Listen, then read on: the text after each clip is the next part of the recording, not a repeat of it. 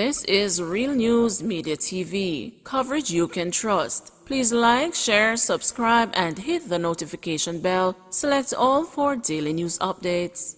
Good evening, my Real News Media TV family. Welcome back to the channel for another news update for July 2, 2023. And in the news this evening, 2 arrested in death of St. Anne shopkeeper.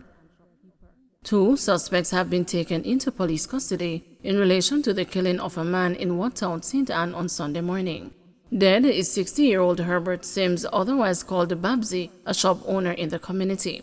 Reports are that a resident went to Sims' establishment to make a purchase when his body was discovered. The police were alerted, and upon their arrival, Sims was seen lying in a pool of blood with stab wounds to his neck. His shop was ransacked. In an update this afternoon, head of the St. Anne Police Senior Superintendent Dwight Powell said the suspects were held shortly after the incident. He said they are expected to be charged today. The investigation quickly ensued, and we managed to pick up 2 of the prime suspects in this matter before the day is out. We are certain that they will be formally charged for the offense of murder, SSP Powell said, adding that the incident has once again highlighted the domestic violence issue in the parish. This has brought again into question the issue of us not resolving domestic-related matters, and so again, I am going to use the opportunity to appeal to the citizens of this parish to find peaceable ways in resolving their conflict situation, he noted. He reminded residents that there are centers in the parish to aid in solving domestic violence issues. Of course, the police, we are there to assist, and so we have the center that is available in Alexandria, that is the Domestic Dispute Resolution Center. There is also other places in St. Anne's Bay where we partner with our persons, and so we are saying, let us talk it out instead of fighting out the issues, he said. Money dispute ends in teen's death in Clarendon. A disagreement over money led to the death of a teen on Harris Street in Maypen, Clarendon Sunday morning. The deceased has been identified as 18-year-old Javoy Zachary Mackenzie, otherwise called Dragba or Barco. He died while undergoing treatment at hospital. It was reported that around 4:30 a.m., Mackenzie and another male got into an altercation over money. During the dispute, the police said a knife was used to stab the teen in his left groin. Mackenzie was taken by friends to the Maypen Hospital, where he was admitted but died while undergoing treatment.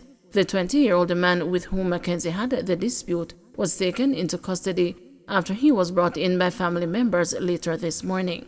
Police said initial investigations have indicated that the men may have been gambling when the dispute developed.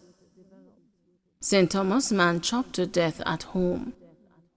Police have launched a probe after the body of a man was found with chop wounds at his home at Shady Springs in Whitehorses, St. Thomas Sunday morning. The deceased, identified as Roy McLean, otherwise called J. Roy, was found by family members, the police said. Information reaching the news is that the now deceased was found lying on his back at his house with multiple chop wounds all over his body. The police said the back door of his house showed signs of forced entry. Based on observation, the police added, it appeared the killing may have happened yesterday afternoon. The police said unconfirmed reports are that McLean may have been seen in the Morant Bay area of the parish about midday Saturday. CCTVs to be installed between Ocherios and the Discovery Bay in St. Anne. Closed-circuit television cameras will be installed along the Northern Coastal Highway between Ocherios and the Discovery Bay in St. Anne under Jamaica Eye. In making the disclosure, Minister of National Security, Honorable Dr. Horace Chang, said the cameras, which will be strategically positioned, will serve as a robust crime-fighting tool and enhance public safety and security.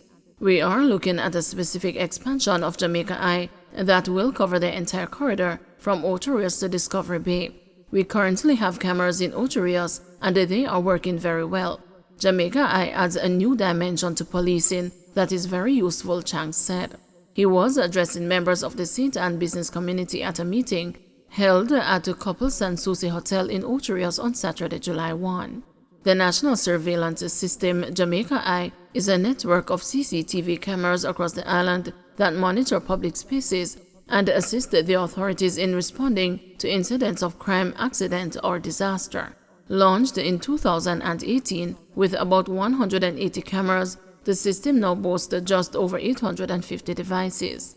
Jamaica Eye falls under Plan Secure Jamaica, which is geared towards creating a safe, secure, cohesive, and just society, thereby providing an environment for increased and sustained growth and prosperity. Chang reaffirmed the government's commitment to tackling crime and violence and emphasized the importance of building a modern and efficient police force that can effectively address the evolving nature of criminal activities. He said the government, recognizing that providing the police force with the necessary tools, resources, and training are essential in ensuring that law enforcement personnel can perform their duties effectively. We are making every effort to improve the policing infrastructure and the number of personnel.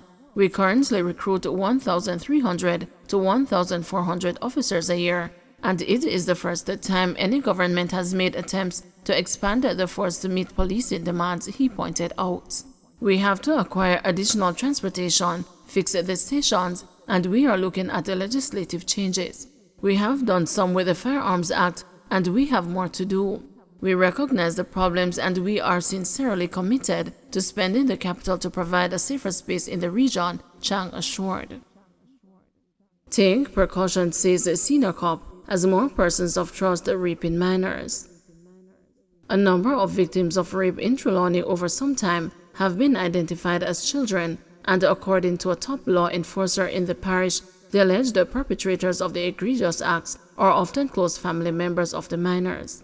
In making this startling revelation at a recent town hall meeting in Falmouth, Trelawny, head of the parish's police, Deputy Superintendent Winston Milton, urged the parents to be more cautious about who they have around their children. We can be very trusting, but sometimes we have to take precautions to ensure our children are not victimized by those who we trust, he warned. While indicating that minor crimes, particularly murders, are down in the parish, he said there has been a noticeable increase in rapes there. According to the Jamaica Constabulary Force's latest crime statistics, up to June 24, 7 incidents of rape have been recorded in Trelawny. This represents an increase of 1 or 16.7% when compared to the 6 that were recorded for the same period last year. In relation to the incidents of rape, we are particularly concerned because in most cases, the victims of this particular category of crime are minors, Milton informed. And in a lot of the instances, the perpetrators are allegedly persons of trust, persons who are close to the victims, either a relative or the victims like cousins, stepfathers, and in some instances, sad to say, fathers and the neighbors, he said. The top cop said the Trelawny police have been working assiduously with various stakeholders to educate our people in relation to the incidents of sexual crime against the children.